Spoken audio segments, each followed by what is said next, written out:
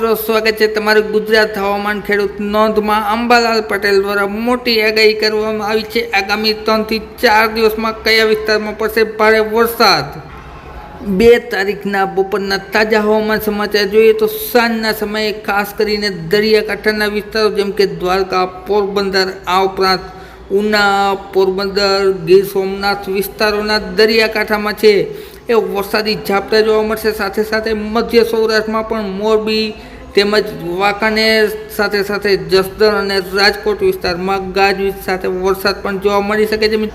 ત્યારબાદ ઉત્તર ગુજરાતના વિસ્તારની વાત કરીએ તો ઉત્તર ગુજરાતમાં મહેસાણા તેમજ પાલનપુર, આ ઉપરાંત થરાદ વિસ્તારમાં સાથે સાથે પૂર્વ કચ્છ, રાપર વિસ્તારમાં, સુરેન્દ્રનગરના અમુક વિસ્તારોમાં અને અમદાવાદમાં ગાજવીજ સાથે વરસાદ જોવા મળશે, જેમાં દાહોદનો પણ સમાવેશ થઈ જશે। મિત્રો 3 તારીખના તાજા હવામાન સમાચાર જોઈએ તો 3 તારીખ મુજબ ખાસ કરીને દ્વારકાના દરિયાઈ પટ્ટી વિસ્તારોમાં તેમજ જામનગરમાં, આ ઉપરાંત રાજકોટમાં સાથે સાથે જૂનાગઢના વિસ્તારોમાં, આ ઉપરાંત ભાવનગરમાં તેમજ ભાવનગરથી લઈ અને ઉના સુધીની દરિયાઈ પટ્ટીમાં હળવા ભારે ઝાપટા જોવા મળશે 3 તારીખના રોજ। મિત્રો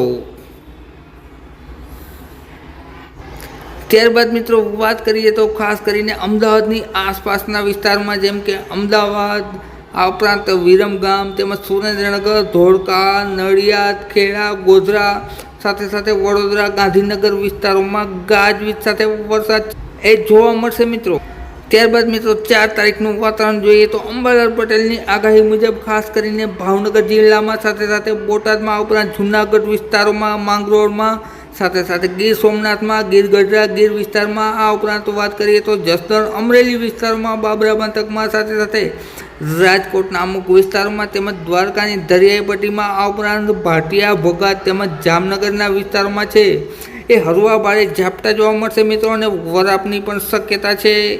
જ્યારે કચ્છ વિસ્તારની વાત કરીએ તો કચ્છમાં ખાસ કરીને ગાંધીધામ, આસવાદ તેમજ નલિયા આસપાસના વિસ્તારોમાં, આ ઉપરાંત માંડવીમાં તેમજ રાપરના વિસ્તારોમાં છે એક ગાજવીજ સાથે છે એ વરસાદ નોંધાઈ શકે છે। મિત્રો ત્યારબાદ મિત્રો આગળના દિવસોની વાત કરીએ તો 5 તારીખના રોજ રાજસ્થાનમાં એક મજબૂત સિસ્ટમ આવવાની શક્યતા છે, જેના હિસાબે છે સૌરાષ્ટ્ર ગુજરાતમાં ફરીથી વાતાવરણમાં પલટો આવી શકે છે, જેની માહિતી છે અમે આવનારા વિડીયોમાં આપતા રહેશું। માટે હવામાનની સચોટ માહિતી માટે અમારી ચેનલ સાથે જોડાયેલા રહેજો। મિત્રો વિડીયો જોવા બદલ ખૂબ ખૂબ આભાર।